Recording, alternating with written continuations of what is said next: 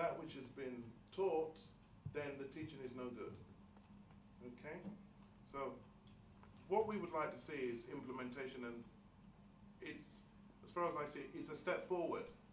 That training has been introduced.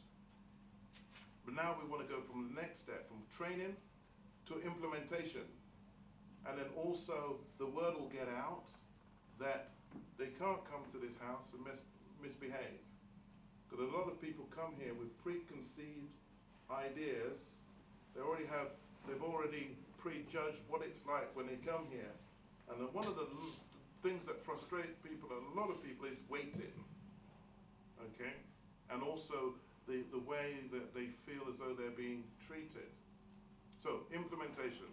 And I believe that with the training and support of the management, that it will go a long way. Okay? Okay, that's all I have to say. Thank you.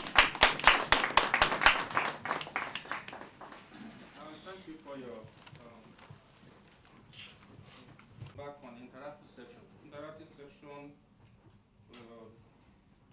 stands for the other side. Contributions which you think perhaps would advance the security scheme in this embassy. Anybody want to perhaps to make a contribution, perhaps advance any?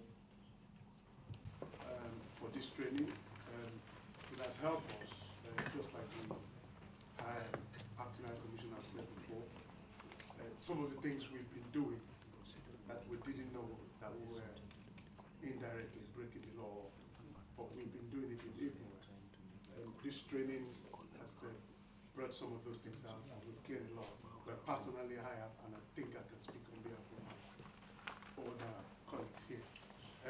One of the things that we also have observed and have noticed because of our training and learning is that there are still, well, we believe we'll get there. There are still few things that would help us to be able to do our job even better.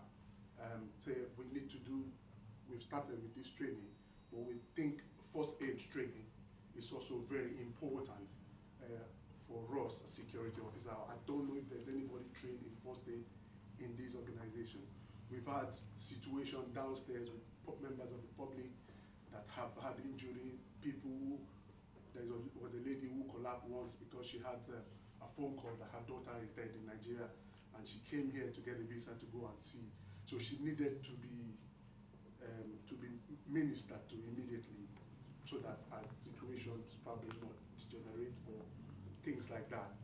We couldn't find anyone, but there was a white lady who was also a member of the public on the day, who was able to step up because she had this training, and we eventually ministered to the woman's need, and they got ambulance to come and take her away. And I also remember an unfortunate incident that happened in this building where we lose a member of staff who collapsed.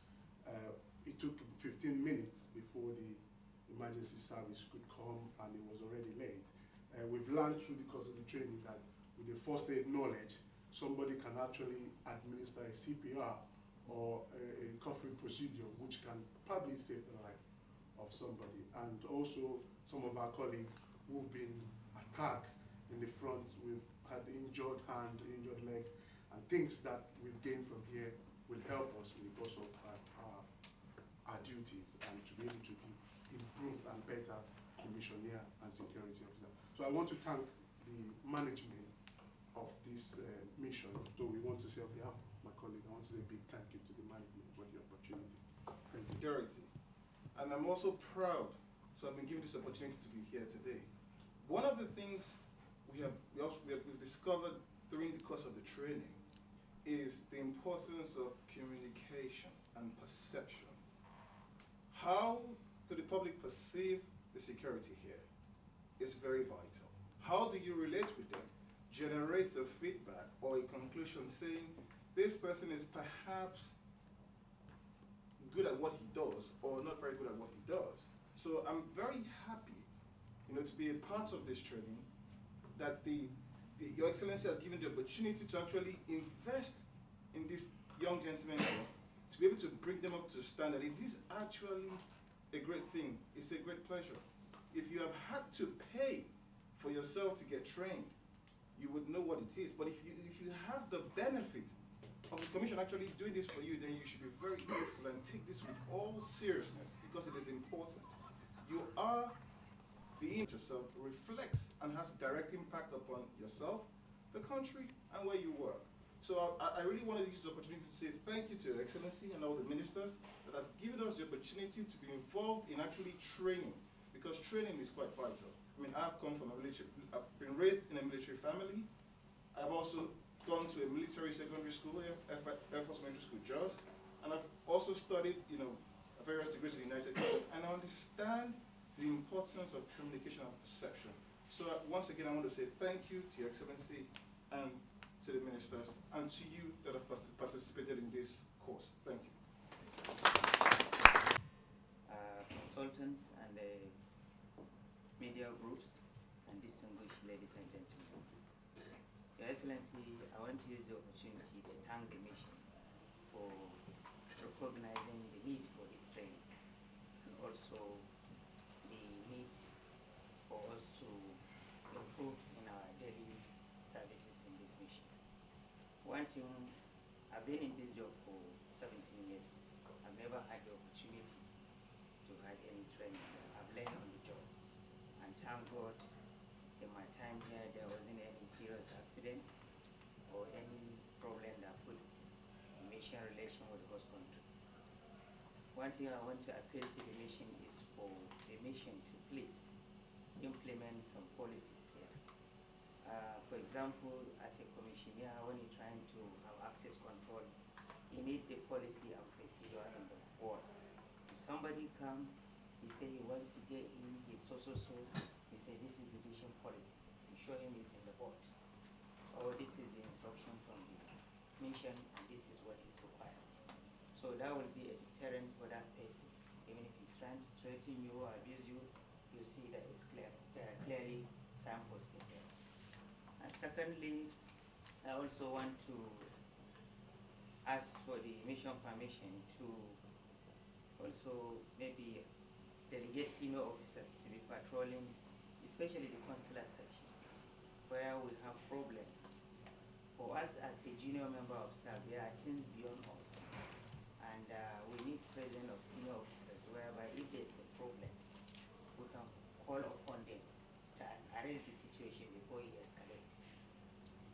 I also want to thank His Excellency and the HOC for recognizing the need for this training. And on behalf of my colleagues, we are all grateful and truly humble for the service.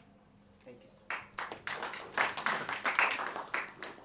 Just one aspect of the issues that have been raised, which derive from the remark made by the Acting High Commissioner, and that's the issue of comportment. It's important that you maintain a very high standard, not just of discipline, but also of integrity. Because when we talk of access control, we should not catch you compromising on the kind of guidelines and policies that the High Commissioner, the Acting High Commissioner mentioned. If people are not supposed to come into the building and they have no appointments, and you let them in because some envelopes have exchanged hands, you've already compromised the basis of security in this building. And the High Commissioner is aware that such things are taking place. And he operates zero tolerance of corruption, of sharp practices. So please don't put yourself in a situation where the Acting High Commissioner will be compelled to invoke the full wrath of the law and regulation against you. In the event that you compromise yourself by the kind of things you do, by contact with touts, to compromise as the security of the Nigerian passport or other travel document.